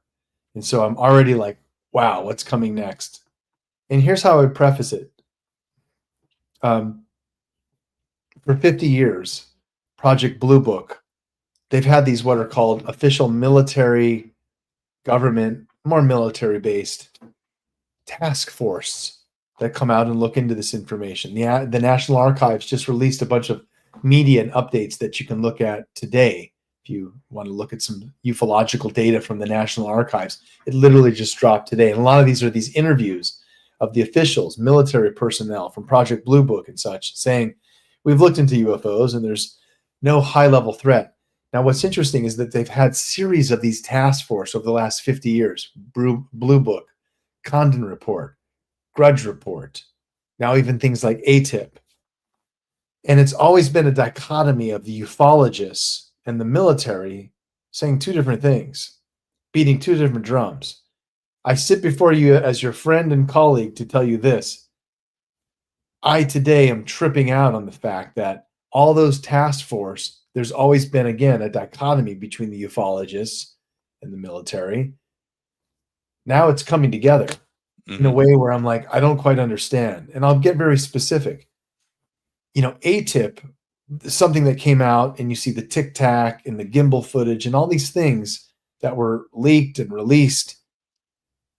But listen to this. It's all public knowledge, and I'm not saying anything that isn't known. ATIP was run by Jay Stratton, and the chief scientist of ATIP still is and was Dr. Travis Taylor. Now, Dr. Travis Taylor has been a part of the Ancient Aliens cast for many years now, investigating Skinwalker Ranch and many other areas of ufological study. I find it extremely intriguing that, if Travis was watching this, I'd be like, give me a call. While I want to know him more, I find it extremely intriguing that we have relationships now through Skinwalker Ranch and other sites that are UFO hotspots based on the data, where we're now using military-grade technology to do ufological studies, ground-penetrating radar, LiDAR, signal detectors at the military-grade level. So I want to dovetail this into AI for you in a minute as to what I use and the level of what I'm developing as an assistant. But I find it really interesting, Jimmy, that, again, that separation is now so blurred, I don't even know where the line is anymore. I don't look at Travis Taylor, who, again, don't know that well, but I have mad respect for his 6 degrees in astrophysics. And again, chief scientist for ATIP. He's got the inside scoop on classified data. He's got the clearances. I'm still a civilian right now. And again, we have access to this type of partnership and data that it's a new ball game. I don't know where we're going with this or what they're going to release next, but it does feel like there's a desensitizing to the public as well as to us on like what's coming next. Are you ready? I'll even go far as back to say, are you ready to take a ride? Yeah. Well, okay. So why is the government trying to be our friend on this issue after how many years of teasing, ridicule, calling us crazy, and tinfoil hat wearing psychotics? Why suddenly now do they want to be our friend? You really think they're our friend? That's what they want. I didn't say they were. There's a public and political face of like, let's snap pictures and set up a premise. Will they ever release or be on our side as true ufologists? No. And this is why I only bring it up to say that the good and the bad, the evil, the duality of we talked about earlier, God's in favor of us, God's against us.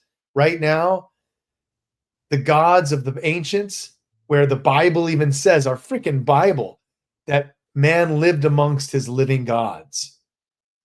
Nowhere near that. Whoever's in charge of Earth now, they're not the good gods. They've got some treaty or something going on that's not helping us get into the Galactic Federation, if you will. What if the good gods or people actually prophesized a did return, And again, there's this battle in the heavens over Earth, over us. Man, I don't know. But there's a lot of variables here with, a cleansing of this planet on a cyclical basis where it's like we're wiped and brought up to a new level. I just wonder on what timetable we're working on, because as you said, we're definitely in a gradual state of disclosure, where even people on the inside, I have no idea like what's cooking or what's going on, but I'm prepared for any scenario that they throw at us. Do you think you brought up Jay Stratton and Travis? Do you feel that they know something, that they have seen something, or are they still, 2 degrees of separation away from the real evidence? They know something and they've seen stuff, but they're 2 degrees of separation from what's really going on. Right. It's like an onion, and you can only peel away so many layers. The inner controlled circle of how this is happening and what's going on, I can't give you the answer, but it's very possible it could be off planet. And I'll give you just a thing to throw out there. Many people have shown us that there's, even Gary McKinnon, that there are non-terrestrial personnel, that there's a Navy-sized fleet of our military in space.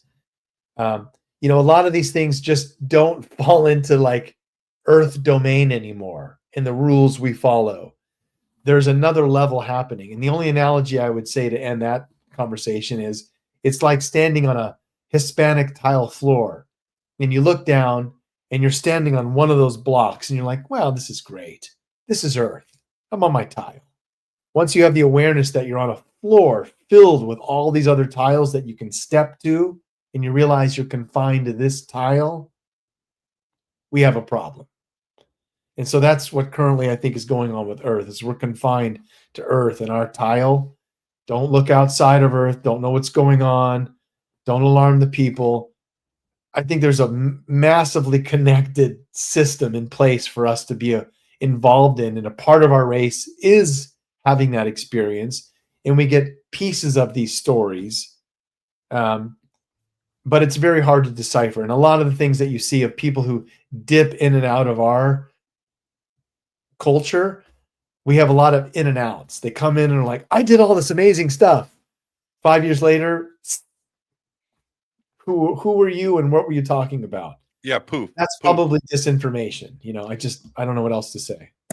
With and you've witnessed this yourself, well, the whole world has, but when Ancient Aliens first kicked off, and I remember the first episodes, they were all 2 hours, and I saw them, and my reaction was, this show's made for me.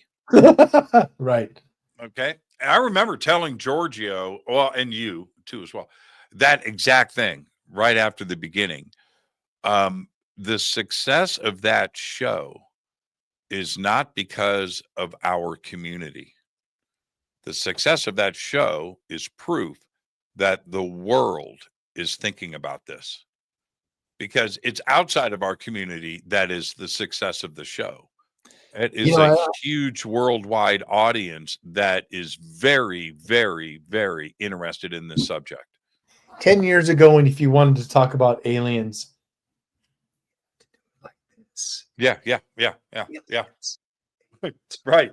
Or Atlantis, No the more. other A word. Yeah. Right, yeah. whatever. No more. Now it's like, you know what? Aliens exist. Yeah. And that's a paradigm shift, which, you know, when we talk about this in Ancient Aliens Live in front of 1,000 fans, it's not like us on stage. It's you, the watchers, all of us together making this paradigm shift happen. And it's true, you know, it's all the fans of the show, all of the people who are either vociferous and saying, I love it, or are in maybe high positions, either classified, government work, Hollywood, what have you. They all love the show. And you know what's great is like people like Nick Pope, who, again, I consider him like a brother, you know, getting to work alongside him. You know, he was a part of the, you know, the UK's basically UFO desk, like a Mulder, you know, investigating this through the official, UK military defense. And, you know, you just hear the way he looks at some of these things and where we're going. This topic has definitely become more mainstream. It's come out of the fringes, and it's very gratifying. If you were to answer in one phrase, how do you feel since you've started this research? If you could sum it up in one phrase without being too hubristic, what would you say? I'd lean over to my family and friends and I'd say, I told you so. Yeah, exactly. Exactly. It's so fascinating for me to watch Ancient Alien Live go from city to city, and the friends that reach out to me that I grew up with, right? Nothing to do with UFOs. We're talking about high school, right? Stuff like that. Right. That'll reach out to me going, okay, man, church, Ancient Aliens is coming to whatever, Charlotte. Can you get me in? I'm like, where's this? How come we grew up together, known each other for 40, 50 years? We never talked about this stuff. And then they'll go, I'll, call you or Giorgio or William, whatever. and get them in. They go back and take the pictures and stuff, and they send them to me, and I'm looking at them, fascinated with a subject that has never been talked about amongst friends for an entire lifetime. But now Ancient Aliens comes along, and they are free to do these things. And that's proof to me about how it's just reached out way beyond. You know what I mean? You and I have friends inside of this community that may or may not go to Ancient Aliens Live, but we live it, and it's, that's not who goes to those shows. I wonder if you guys would do polling and maybe a questionnaire to people that show up and go, okay, have you ever been to a UFO conference? Yes or no? One question, right? And how many would be no's out of 1,000 people that are there? We ask about, have you seen a UFO? And it's always nice to see a lot of hands go up, but, we are coming to Anaheim and Sacramento, but Anaheim, I believe in September. So, come on down. You got a VIP pass waiting for you, bro. But it's so much fun to get to do this with the guys. And, I'm basically replacing the seat of David Childress, who we honor and love. And even in our show, when you see it, you'll see that, we'll be talking about, we do little spoofs in his honor. The best. Yeah. William talking about Egypt or something, or who does that? Who does the best Childress? I've heard everybody do their Childress. Even I'd say William. I got to give it to William. William is so He's good. Some kind of technology. And he'll say this on our show, and I start looking around. I'm like, shit, is David here? What the hell? You know who does a pretty good Childress, and you wouldn't think about it? Nick Pope. Nick Pope does a pretty good Childress, man. He's really good at impersonations overall, honestly. Yeah. So I was doing an Ancient Aliens panel. So that's right. I had contact this year coming up. Oh yeah, you got sick. Oh well, what about this upcoming year? Are you doing the panel? I am. But hold on, you tripped and fell or something, and you couldn't do the panel. But I had Childress, I had Henry. It was supposed to be you and Nick Pope. Was that in Vegas? Yeah, that was in Vegas. Oh yeah. Yeah. And I was so bummed about that, but with you. But anyway, so I said, okay, David, we're all going to talk to you as Childress. Let's go. And so all of us we're going back and forth, and it was the funniest thing. I got to tell you, man, Childress wasn't Childress as good as William Henry was. Yeah, it was so fun, and he had such fun with it. It was great. We did that for about 15 minutes, question and answer, and Childress speak. Well, listen, in the eyes of question and answering, I know we only have a few minutes left. If you'd be so kind as to allow me. What do you, okay. I remember last year can I tell everybody what you did? This is what Jason did to me. Yeah. He had his AI assistant call me on the phone. You remember that? I vaguely do. Yeah. It was about maybe 2 years ago. And you had told me, we were just talking on the phone, and you said, now don't be surprised if you get a phone call. But if you do, and it was like a couple of days later, my phone rings and I pick it up, and it was your AI assistant that I had a conversation with for a few minutes. And I got to tell you, it was pretty good. And I can only imagine how far this has gone now with your code writing and your expertise. Okay. So what do you got? How are we going to do this? I have my cell phone. And if you'd allow me, I'm going to quickly call my assistant. Okay. And it can hear me. Yeah. And I can hear it. To keep it simple, I'm actually just going to converse with it quickly. Okay, let's go. Go. So that you can hear it. But for preference, anyone can go to ancientastronauts.com. And I have several AI tools, from a web app to music to what you're about to experience, a phone number that you can call. And so what I did, Jimmy, is I basically took my voice and created an AI model of myself, and I've been training it on all the ancient astronaut research. And so I'll quickly call it for about 30 seconds.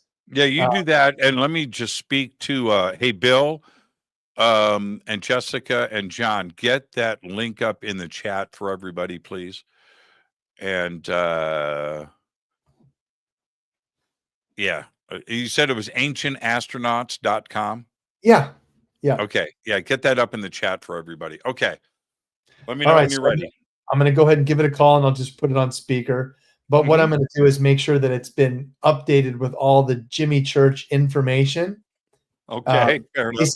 Basically, as a quick geek snippet, the AI today, what you know is a Chat GPT, now has the ability to access large amounts of data.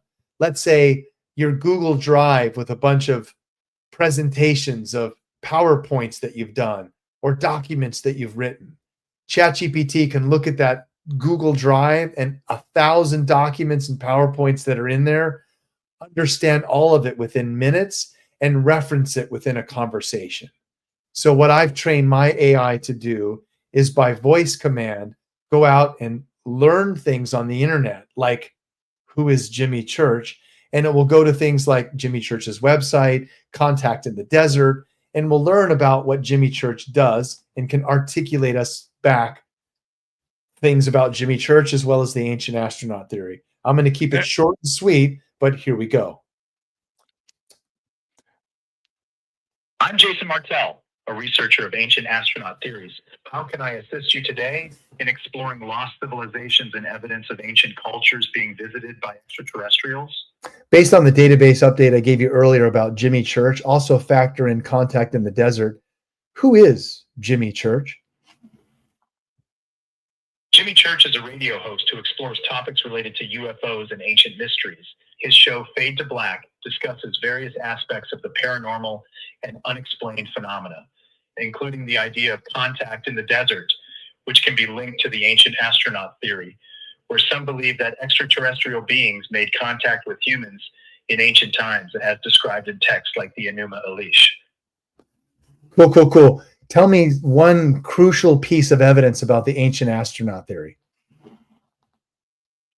One crucial piece of evidence about the ancient astronaut theory is the presence of ancient megalithic structures around the world, such as the pyramids of Giza or the Nazca Lines, which exhibit a level of engineering and technological sophistication that is difficult to explain using conventional historical accounts, suggesting that an advanced, possibly extraterrestrial civilization may have been involved in their construction. I would recommend checking out my book, Ancient Astronauts, on Amazon for a deeper dive into this evidence and more. You may also want to follow Ancient Aliens Live and watch the show Ancient Aliens for further exploration of these mysteries. The past holds to our true origins. I'm still here. It's currently 8:52 p.m. on Thursday, April 24th, 2025. Hold on. And I'd like to reiterate that the ancient astronaut theory holds many fascinating secrets to our past. I think you'd find my book. Okay, that's enough of the promotions. I'm going to go and hang up. Oh, I wanted to ask it a question. I wanted to ask you a question. So the AI model is collecting different speech, different words that you have spoken over the years, and then develops the model after that. So I use the technology there's a site called 11 Labs that people can look into, including yourself. 11 Labs, which you can see as a basis that uses voice AI, where you can put in a transcript or use the API model where you send it and it instantly gives you back voice. I'm using a telephony API, also called Twilio, and using different technologies to have a real-time conversation over the phone. Yeah, but how does it, all of that vocabulary, you're not speaking or recording. It's no. That is AI. So where does it get you from? I'm telling you, it was as easy, Jimmy, as taking a 60-second clean recording of my voice, right, and uploading it into 11 Labs, and it creates a voice model of me. Now, you can fine tune it and train it on nuanced things. But to give you an example, like working with like Walter on his movie The Great Year, and wanting to use James Earl Jones, who was the original narrator. James passed away recently. Well, we can recreate his voice with AI and the nuances of a James Earl Jones voice, right? So the technology is really quite amazing. I tripped out William and Giorgio privately. I'm not going to do it publicly, but using a non-public version of a Sitchin model that I have, where I can speak to Zach Ryan. Oh, wow. And- Wow. yeah. Well, I would Again, like to do that on the show. Like Can't do that interview Tesla. yes. Yes. You know what I mean? Yeah. So I was talking to Ron Janix about this last night.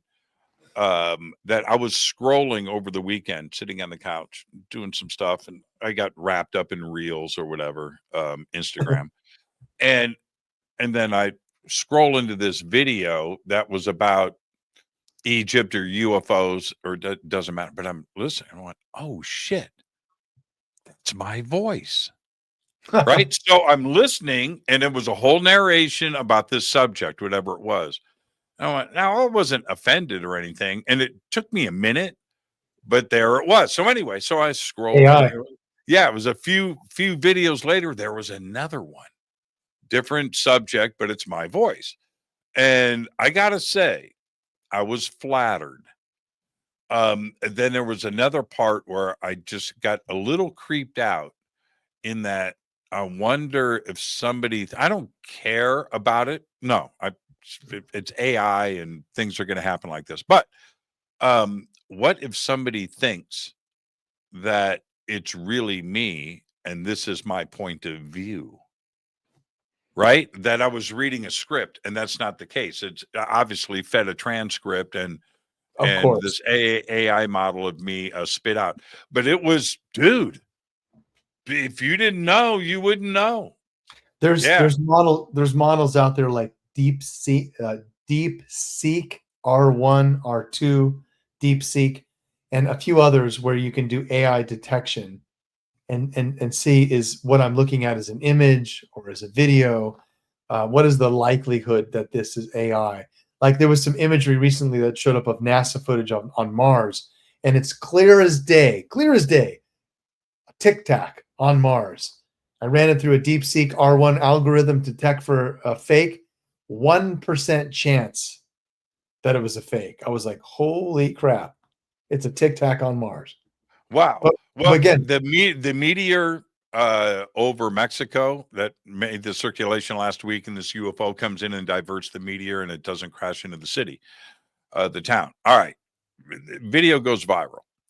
I'm sent two different two people that both of them sent me the analysis separately about that video, and one of the charts was that AI detection system, and the video was 99% chance that it was fake.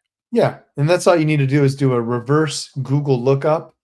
If you see things like structures under the Pyramid of Giza, you're going to find a reverse image search of Christopher Dunn and the Giza power plant, but nothing else, because it's AI generated CGI that is, a new thing that everyone's like, wow, amazing if that's what it really is. We don't know for sure. So what do you, real quick, last question, what are you going to speak about at Contact this year? I'm going to be talking about the Anunnaki structures on Mars, and then also some of the tools that we use, like AI, that allow us to look through large data sets and find those needles in the haystack. As you mentioned, Nick Pope, he likes to give the analogy many times in Ancient Aliens Live that, like SETI data, looking through terabytes of data of SETI archives, they actually have found, non-published, articles yet, but candidate signals that are non-random, non-natural, repeating intelligent signals. And how do you find this? Through AI. So I'll be talking partly about how I've applied AI to looking through Mars data and finding, again, those needles in the haystack. And, you know, Elon is about to launch at the end of freaking next year, you know, some of these missions to Mars, where we're going to have a presence on Mars using his, you know, Optima and some of these other robots. And I'm like, you know, on Twitter too, I'm like, at Elon, dude, go to Cydonia. You know, you want to confirm the first artificial presence of life beyond Earth, you know, extraterrestrial archaeology. Just swing a left to Cydonia, you know, let your robots pick up a skull and be like, oh, humans were here. Thank you, JD. And thank you, Jason. I'm going to see you in a few weeks at Contact in the Desert. Looking forward to it, my friend. Yes. And there you go. Just thank you so much. Perfect night on the show, Jason. Thank you so much, my friend. My pleasure. My pleasure. Give my best to the family and go tell your 3-year-old keep being a troublemaker. I really appreciate that. All right. Take care, Jimmy. I'll talk to you. Bye, Jason. Bye-bye. Jason Martell, everybody. Jason's links are below on our website and throughout social media. And go and check out that AI engine. That's pretty cool. Jason Martell's AI assistant in his own voice. That's pretty cool. All right. Well, this is my Friday, everybody. It's your Thursday. I want everybody to have a great, safe, fun, and amazing weekend. I'll just let you know that at 9 a.m., bright and early in the morning, I'm in the dentist chair. So you have a great Friday, and I'm going to enjoy the rest of my evening. But for now, all I've got is go Backley Tappy. Fade to Black is produced by Hilton J. Palm, Renee Newman, and Michelle Freed. Special thanks to Bill, John, Dex, Jessica, Dennis, and Kevin. Webmaster is Drew the Geek. Music by Doug Aldrich. Intro, Space Boy. Fade to Black is produced by KJCR for the Game Changer Network. This broadcast is owned and copyrighted 2024 by Fade to Black and the Game Changer Network, Inc. It cannot be rebroadcast, downloaded, copied, or used anywhere in the known universe without written permission from Fade to Black or the Game Changer Network. I'm your host, Jimmy Church. Go Backley Tappy.